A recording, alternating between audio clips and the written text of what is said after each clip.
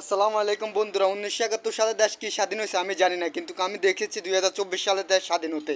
সারা দেশ এখন শান্ত স্তব্ধ, কোনো মারামারি নাই, কোনো হানাহানি নাই, কারো কাটা ছিঁড়া নাই, কিছু নাই, একেবারে নিস্তব্ধ দেশ, একেবারে আমাদের সোনার বাংলাদেশ, স্বাধীন দেশ। এই 1971 সালে আমি স্বাধীনতা দেখি নাই, স্বাধীনতা কি আনন্দ এটা উপভোগ করি নাই, আমি জন্ম হই নাই, কিন্তু 2024 সালে এখন দেশ স্বাধীন। কোনো পুলিশের অত্যাচার নাই, কোনো কিচ্ছু নাই, একেবারে নিজেকে ফ্রেশ লাগে। রাস্তাঘাটে বা বেরোতে আসি, কারো কোনো অজুহাত নাই, কারো কোনো নাই, সন্দেহ নাই, কিচ্ছু নাই।